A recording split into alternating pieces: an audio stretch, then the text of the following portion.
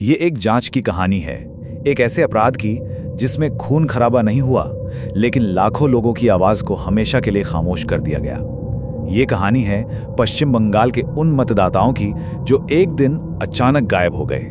तारीख है 2 अप्रैल 2026। जगह पश्चिम बंगाल का मालदा जिला। नेशनल हाईवे नंबर 12 पर बांस और जले हुए टायरों से रास्ता जाम है। सैकड़ों लोग सड़क पर उतर आए हैं और उन्होंने 7 न्यायिक अधिकारियों को बंधक बना लिया है। लेकिन ये कोई पेशेवर मुजरिम नहीं थे। इनमें शिक्षक थे, किसान थे और छोटे मोटे दुकानदार। ये वो आम नागरिक थे जिनका सबसे बड़ा अधिकार यानी वोट देने का हक उनसे छीन लिया गया था, और अब वे बिल्कुल हताश हो चुके थे। इस पूरे संकट के दिल में एक बहुत ही चौंकाने वाला आंकड़ा है। 61 लाख, जी हां, 61 लाख लोगों के नाम वोटर लिस्ट से बस हटा दिए गए। और बात यही नहीं रुकी, 60 लाख और लोगों को संदिग्ध वोटर बताकर उनके भविष्य पर एक सवालिया निशान लगा दिया गया। तो सवाल ये उठता है कि आखिर ये सब हुआ कैसे? चलिए शुरू करते हैं अपनी जांच का पहला हिस्सा, अपराधी की पहचान। 1 करोड़ 20 लाख लोग, आखिर इतने लोगों के लोकतांत्रिक अधिकार का फैसला किसने किया? किसी जज ने? किसी बड़े अधिकारी ने? नहीं।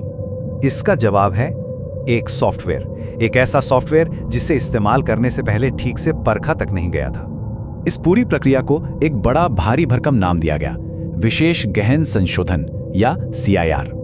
कहने को तो इसका मकसद वोटर लिस्ट को साफ सुथरा करना था, लेकिन इसका तरीका बड़ा अजीब था। एक एल्गोरिदम के जरिए आज की वोटर लिस्ट की तुलना 20 साल पुरानी लिस्ट से की जा रही थी। अब जरा ये देखिए कि संदिग्ध बनना कितना आसान था। आपके नाम की स्पेलिंग में कोई मामूली सी गलती हो, रिकॉर्ड में आपका जेंडर मेल फीमेल में कुछ गड़बड़ हो, या फिर पिता और बेटे की उम्र में 15 साल से कम या 45 साल से ज्यादा का फासला हो। जरा सोचिए, भारत जैसे देश में जहां सरकारी कागजों में ऐसी गलतियां कितनी आम हैं, वहां ये नियम लाखों लोगों के लिए एक झटके में मुसीबत बन गए। और सबसे डराने वाली बात जानते हैं क्या है? चुनाव आयोग के ही एक बड़े अधिकारी ने खुद माना कि उन्हें पता ही नहीं था कि यह सॉफ्टवेयर कितना सही काम करता है। 60 लाख लोगों के भविष्य का फैसला एक ऐसे सॉफ्टवेयर ने कर दिया जिसकी सटीकता का किसी को कोई अंदाजा ही नहीं था। ठीक है, तो अपराधी एक सॉफ्टवेयर था, पर यह अपराध हुआ कैसे? हमारी जांच का दूसरा हिस्सा, गलतियों का एक लंबा सिलसिला। देखिए, ये सब नवंबर 2025 में शुरू हुआ था। पूरी प्रक्रिया के दौरान कोई लिखित आदेश नहीं दिए गए, सब कुछ व्हाट्सएप पे चल रहा था।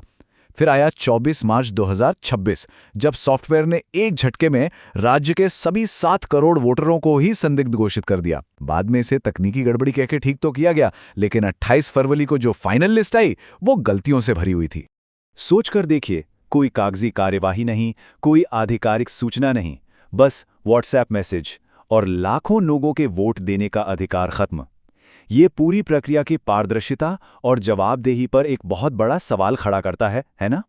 लेकिन इन तकनीकी गड़बड़ियों और सरकारी फाइलों के पीछे असली कहानियां हैं, उन लोगों की जिनके अधिकार उनसे छीन लिए गए। मिलिए मोहम्मद दुआल अली से।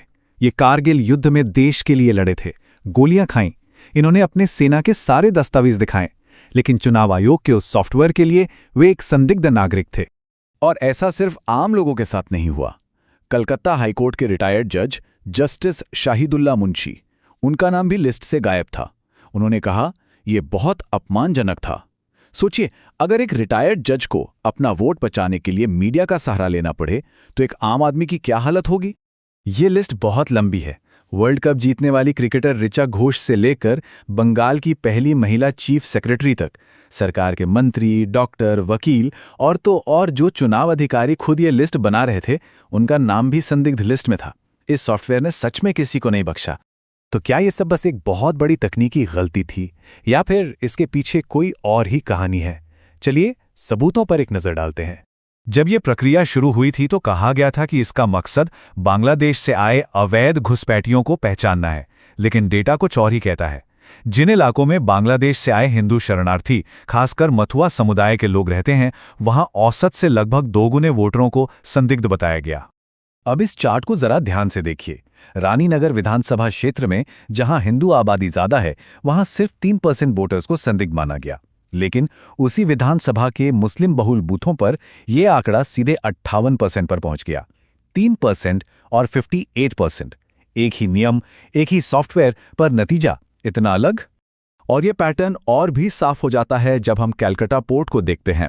वहां मुस्लिम आबादी करीब 50% है, लेकिन संदिग्धों की लिस्ट में 82% नाम उन्हीं के थे। ये साफ दिखाता है कि एक खास समुदाय को उनकी आबादी के अनुपात से कहीं ज्यादा निशाना बनाया गया। और इसका राजनीतिक असर, जरा इस टेबल पर गौर कीजिए। ये वो सीटें हैं जहां 2021 के चुनाव में जीत का फासला बहुत कम था, कुछ हजार वोटों का। और अब देखिए कि वहां प्रभावित मतदाताओं की संख्या कितनी है। हर केस में संदिग्ध और हटाए गए वोटरों की संख्या जीत के अंतर से कई गुना ज्यादा है। इसका सीधा मतलब यह है कि इन सीटों पर भविष्य के चुनाव नतीजों को पूरी तरह से बदला जा सकता है। ये मुद्दा सिर्फ पश्चिम बंगाल का नहीं है, ये हम सबसे जुड़ा हुआ है।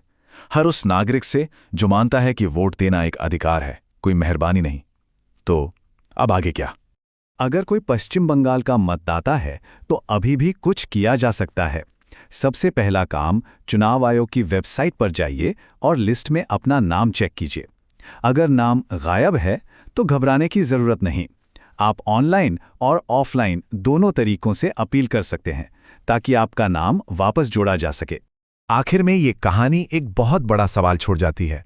जब टेक्नोलॉजी, चाहे वो गलती से हो या जानबूझकर, लाखों नागरिकों की आवाज को यूं मिटा सकती है, तो इस डिजिटल दुनिया में हमारे लोकतंत्र का भविष्य क्या है? इस पर सोचना बहुत जरूरी है।